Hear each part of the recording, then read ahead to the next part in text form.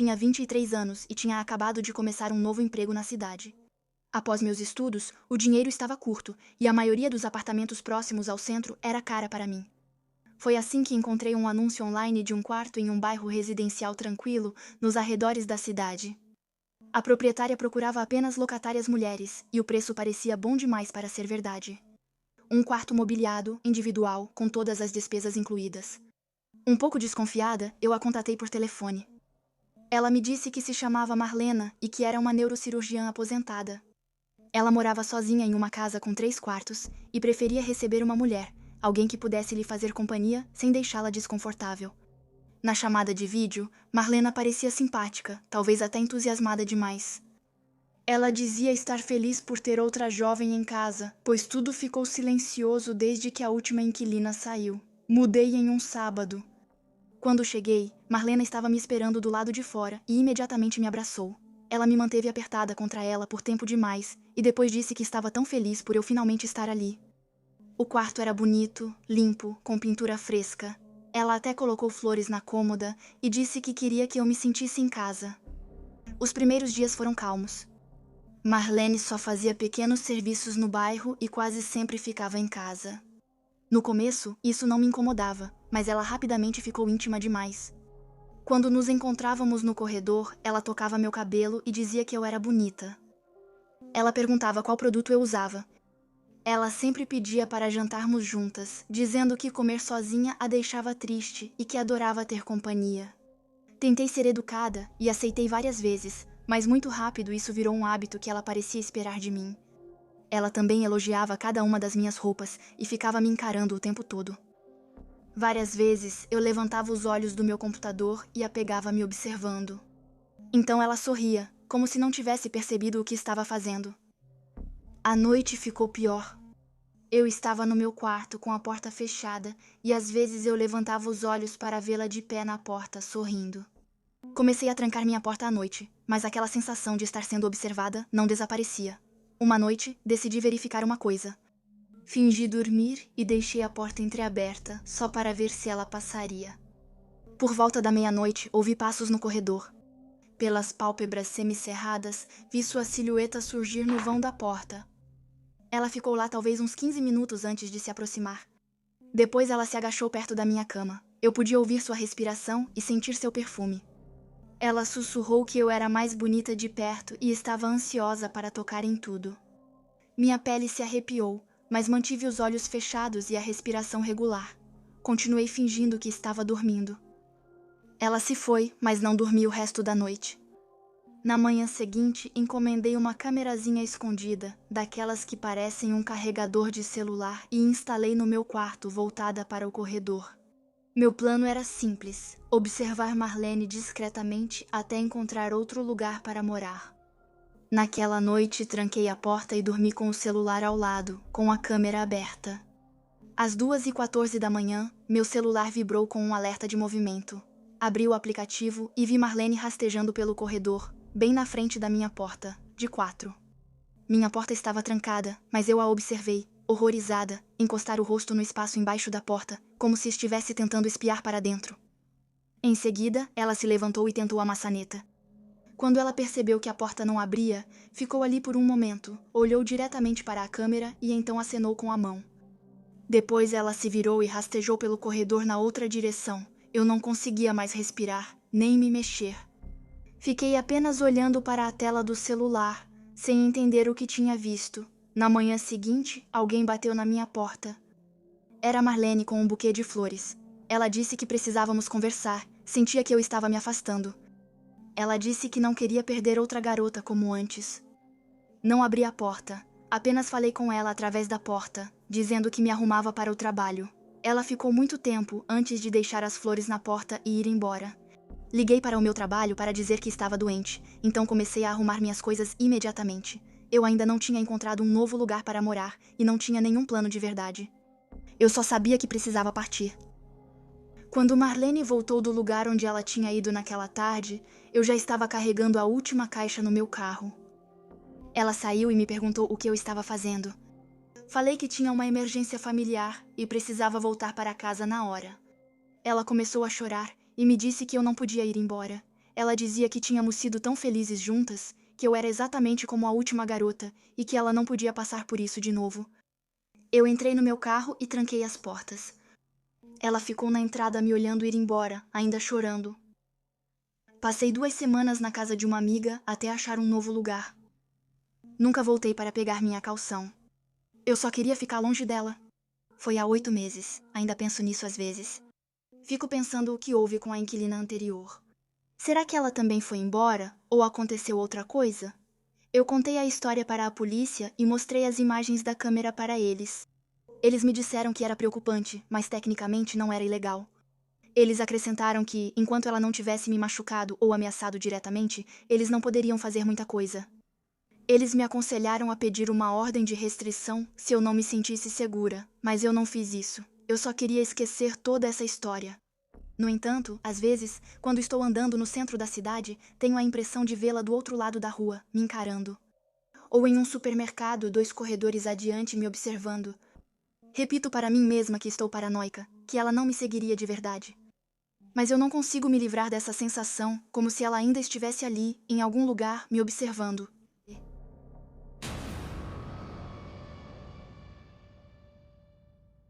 Me mudei para a cidade aos 19 anos para cursar a universidade. Meus pais moravam em uma vila pequena a 3 horas de carro, e as moradias estudantis eram caras. Meu pai então sugeriu que eu ficasse na casa de um antigo amigo dele da faculdade, um professor de psicologia. Conheci Ivan no dia da minha mudança. Ele era educado, falava suavemente e devia ter pouco mais de 40 anos. Ele me mostrou meu quarto, que já estava mobiliado. Depois disse que eu podia usar livremente a cozinha e o banheiro, mas me pediu para não ir ao porão. Ele me explicou que guardava material de pesquisa lá e que não queria que nada fosse mexido. A primeira semana correu bem. O carro de Ivan quase nunca estava lá de dia e mal conversávamos. Às vezes, ele deixava recados no balcão da cozinha sobre as compras ou as contas, e eu deixava o aluguel em um envelope perto da cafeteira. Mas logo comecei a notar coisas estranhas. Ivan sempre cozinhava muito mais do que conseguia comer. Ao chegar em casa, frequentemente havia vários pratos secando no escorredor. Ele dizia que um colega vinha almoçar, mas eu nunca via ninguém. Quando eu lavava minhas roupas, às vezes encontrava na máquina peças que não eram nem minhas, nem dele. Uma vez, encontrei uma fronha com manchas que pareciam sangue seco. Perguntei ao Ivan o que era aquilo, e ele disse que cortou a mão trocando uma lâmpada no porão, até mostrou o curativo na palma. Uma noite, acordei com a garganta seca e fui até a cozinha para beber um copo d'água. Foi aí que ouvi batidas fracas vindo do porão. No começo, pensei que algum animal talvez tivesse conseguido entrar, mas as batidas continuavam. Com um ritmo regular, fui me aproximando devagar da porta do porão. Quando eu ia tocar a maçaneta, uma voz surgiu na escuridão. Ivan estava no fim do corredor, iluminado pela luz do seu quarto atrás dele. Ele me perguntou o que eu estava fazendo. Expliquei a ele que ouvia algo lá embaixo. Ele me respondeu que eram só os canos velhos batendo quando o aquecimento ligava, e depois me lembrou que era terminantemente proibido entrar no porão. Comecei a responder, mas ele me interrompeu e repetiu de novo que o porão era proibido. Ele esperou eu acenar com a cabeça, então voltou para o quarto dele. A partir desse momento, eu soube que precisava descobrir o que tinha lá embaixo. No dia seguinte, Ivan tinha uma reunião na universidade. Eu o observei sair, então esperei mais 10 minutos para ter certeza. A porta do porão estava trancada, mas eu já tinha pegado as chaves de manhã enquanto Ivan estava no banho. Eu abri a porta. Os degraus eram de madeira, antigos, e no final da escada, uma única lâmpada fraca pendia do teto. O porão não tinha acabamento. Havia um chão de concreto, canos aparentes e, em um canto, um colchão colocado diretamente no chão com uma coberta amassada cobrindo a maior parte dele. Ao lado, havia um suporte de soro com uma bolsa vazia pendurada. Também havia uma cadeira e uma mesinha com frascos de remédios. Na parede, uma foto emoldurada mostrava Ivan com uma mulher, os dois sorrindo, com os braços em volta um do outro. Então o cobertor sobre o colchão se mexeu e eu quase gritei. Ele se mexeu de novo. E eu vi uma mulher magra, pálida, com os olhos meio abertos. Ela me encarava, mas não parecia realmente me ver. Os lábios dela se moveram, mas nenhum som saiu. Era a mulher da foto. Ouvi a porta da frente se abrir lá em cima. Ivan chegou mais cedo. Talvez tenha notado que as chaves sumiram. Subi as escadas sem pensar. Eu o ouvia na cozinha. Consegui chegar ao meu quarto e tranquei a porta. Poucos segundos depois, ouvi seus passos no corredor. Ele parou diante da minha porta e tentou a maçaneta, mas estava trancada. Ele bateu e disse meu nome suavemente, perguntando se eu estava lá. Eu não respondi. Ele bateu novamente, dizendo saber que eu estava no quarto e que precisávamos conversar. Peguei o celular e fui recuando até o banheiro. Nossos 2 quartos compartilhavam o mesmo banheiro com 2 portas opostas. Tranquei a porta do meu lado e abri a janela. Era uma janela no térreo, com apenas uma pequena altura até a grama embaixo. Passei por ali e corri. Eu ouvia Ivan tentando abrir a porta do meu quarto. A voz dele ficava cada vez mais alta, me dizendo para abrir. Corri até ficar a 2 quarteirões dali. Depois liguei para a emergência. Contei tudo para eles. A pessoa ao telefone pediu que eu ficasse onde estava. Eu me sentei na calçada, tremendo, observando a rua para ver os carros de polícia chegando. Eles chegaram 15 minutos depois e os policiais entraram na casa, enquanto eu esperava do lado de fora, com um agente que me fazia perguntas às quais eu mal conseguia responder. 20 minutos depois, eles tiraram a mulher em uma maca. Ela estava consciente, mas muito fraca. Os paramédicos a levaram. Depois eles fizeram Ivan sair algemado. Ele me olhou enquanto o faziam entrar no carro. Os olhos dele estavam cheios de ódio e raiva. Dormi na casa de uma amiga e depois prestei depoimento na delegacia pela manhã. Os policiais disseram que a mulher se chamava Marissa Mercier, esposa de Ivan. Ela foi declarada morta 3 anos antes. A certidão de óbito citava insuficiência cardíaca, mas não houve corpo. Ivan havia afirmado que a havia cremado. Na verdade, ele a manteve no porão. O investigador disse que Marissa tentou deixá-lo depois de descobrir que ele a traía e queria se divorciar. Mas Ivan não aceitou isso. Ele fingiu a própria morte e a manteve sedada no porão. Marissa ficou várias semanas no hospital. Os medicamentos causaram danos a ela, mas ela sobreviveu. Ela confirmou toda a história e explicou que tentou fugir uma vez, no começo, mas ele a alcançou.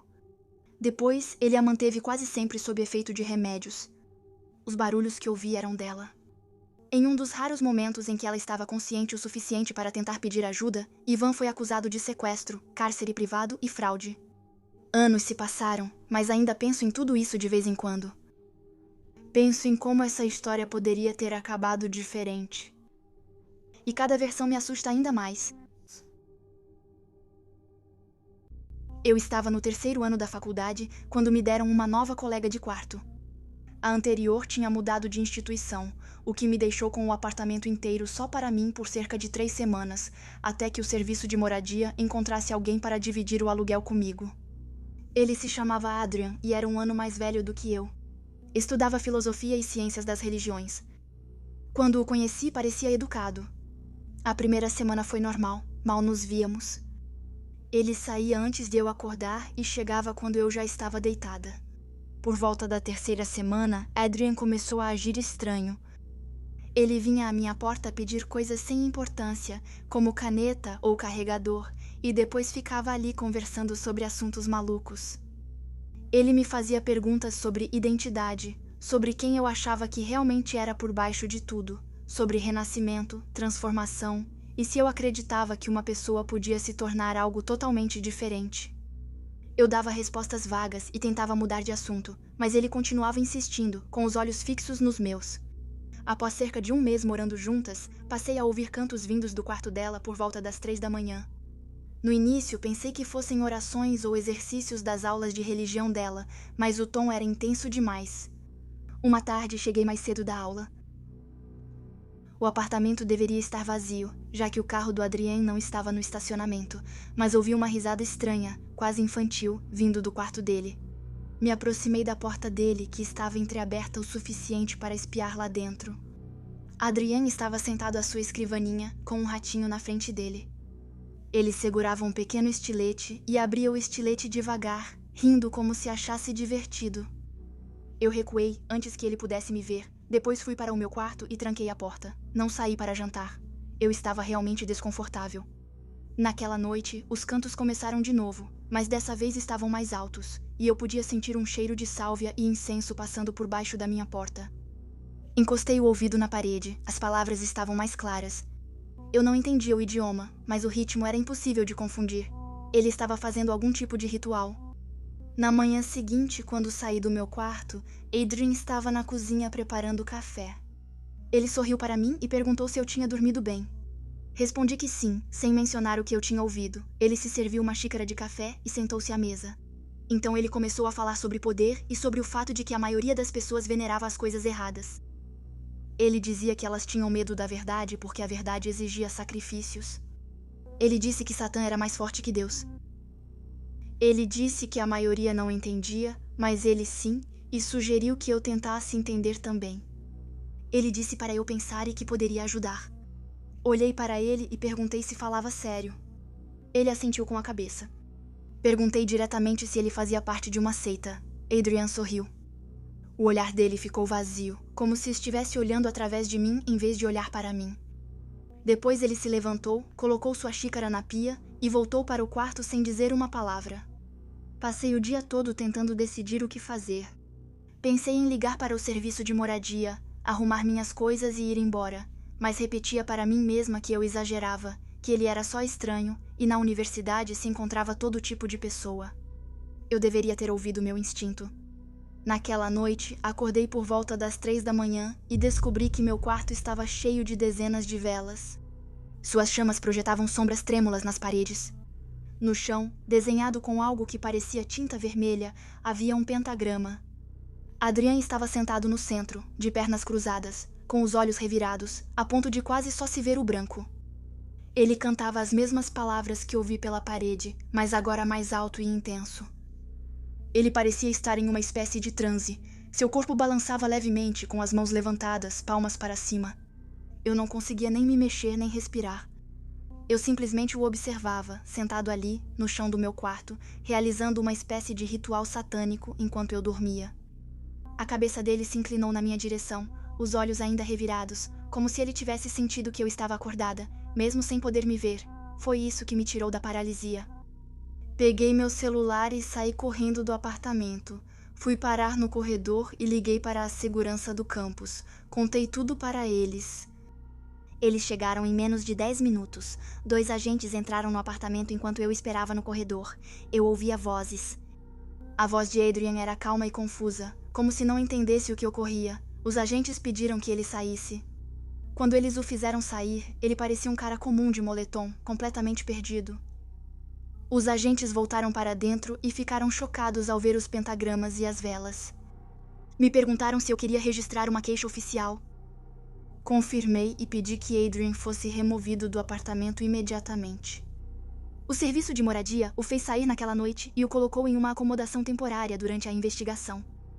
Uma semana depois, os serviços estudantis me ligaram. Eles me explicaram que Adrian havia sido mandado de volta para casa e que a universidade havia entrado em contato com os pais dele. Eles recomendaram que Adrian fizesse uma avaliação médica antes de voltar ao campus. Ele nunca voltou e nunca concluiu o curso dele. Meses depois, conferi o diretório de estudantes e o nome dele não estava mais lá.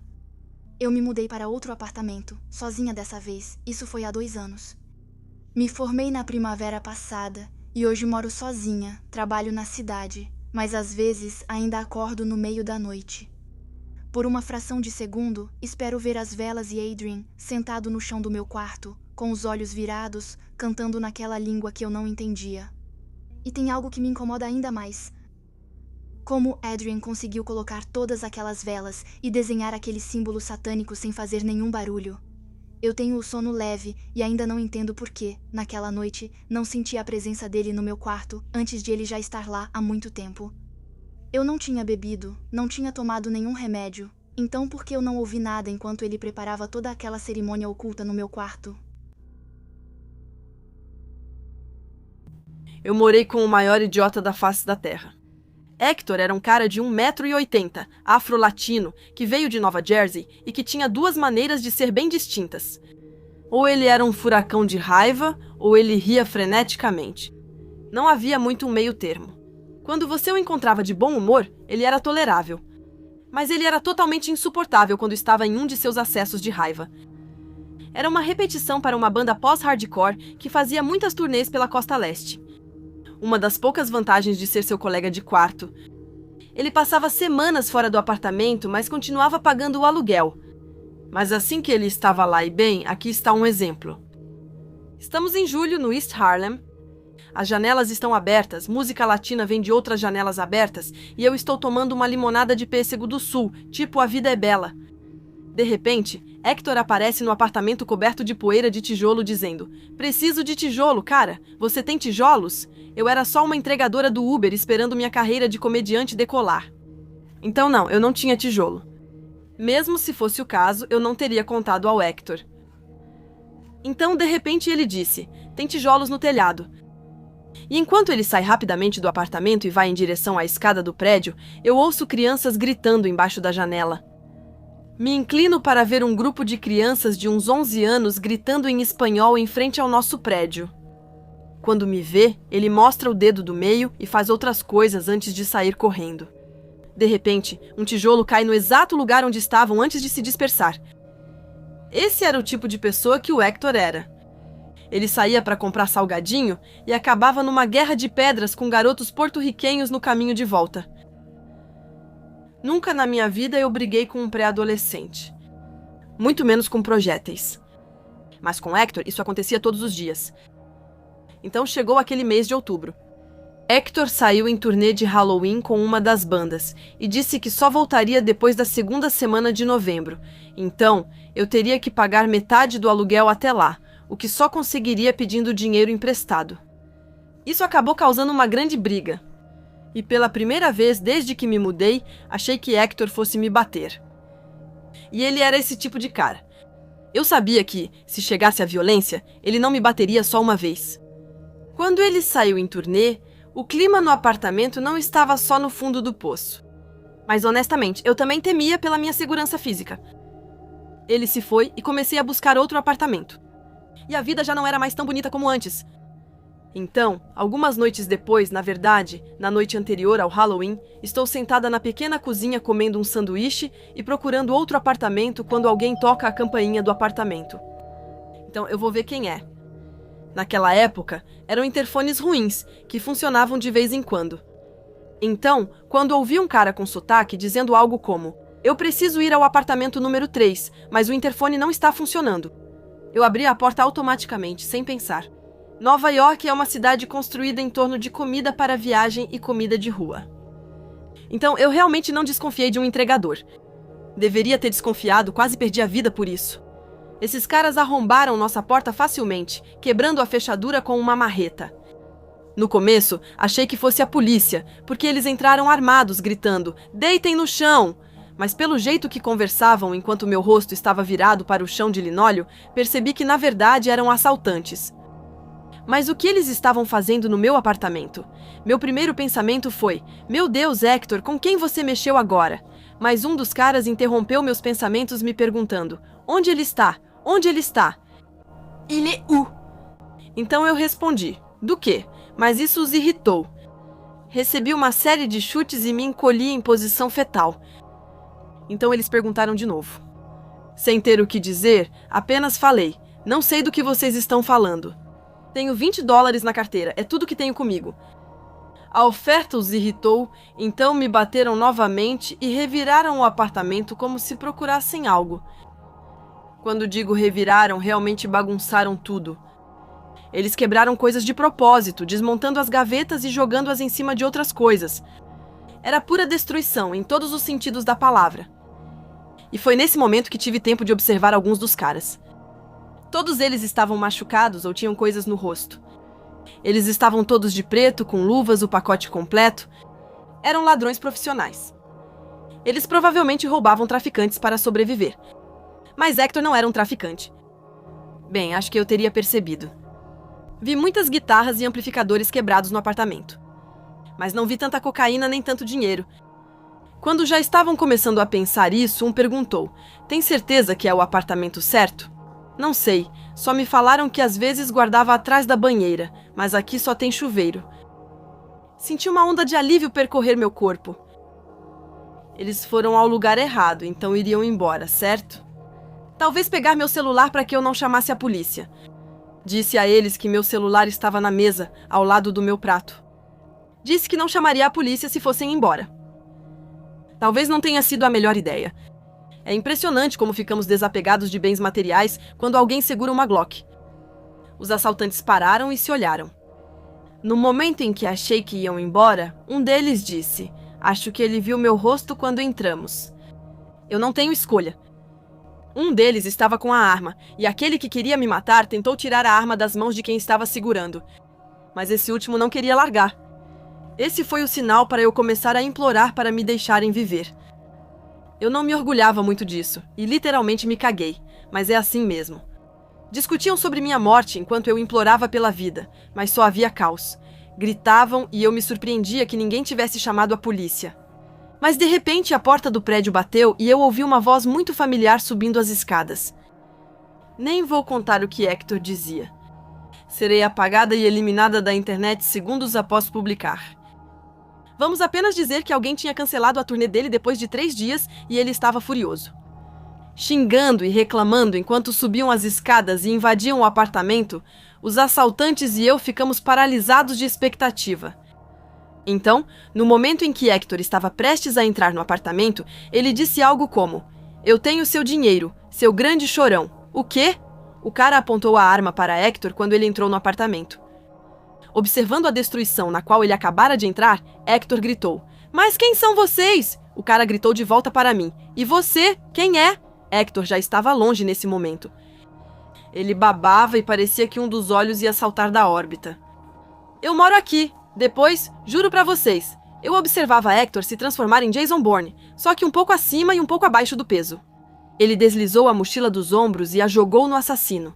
Errou o alvo, mas enquanto o cara se reorganizava, Hector deu um carrinho nele no tapete e começou a gritar com ele.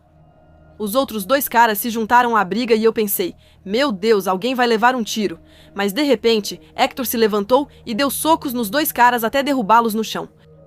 Imediatamente, os 2 caras começaram a recuar, com as mãos para o alto, enquanto Hector segurava a arma que quase o matou, gritando para os 2 se afastarem. O rosto dele sangrava e ele estava totalmente bêbado. Ele estava lá e tinha acabado de vencer uma briga contra 3 caras, um deles armado. Ele sentou nas costas do atirador nocauteado, expulsou os outros do apartamento e pediu que eu ligasse para a emergência. Só quando a polícia chegou para prender o cara que Hector tinha imobilizado, ele percebeu que tinha sido esfaqueado no ombro. Naquela noite, enquanto ele levava pontos no hospital, eu separava as coisas quebradas das que não estavam, varria os cacos de vidro e cerâmica e tentava, no geral, colocar o apartamento em ordem novamente. Ele voltou para casa por volta da 1 da manhã, ainda bêbado, mesmo depois do médico ter dito para não beber com os analgésicos, e começou imediatamente a reclamar do assalto. Eu simplesmente continuei limpando, parando apenas para dizer algo profundamente sincero. "Hector, cara, eu só queria te dizer que acho que você salvou minha vida hoje, cara. Eu só queria te agradecer." Minha garganta apertou ao dizer isso. Um pouco como está fazendo agora enquanto escrevo isso. Hector levantou os olhos para mim com aquele olhar que quase dava a impressão de que eu o tinha tocado. Ele respondeu: "Não tô nem aí. Você podia ter intervindo a qualquer momento." Eu não ligava.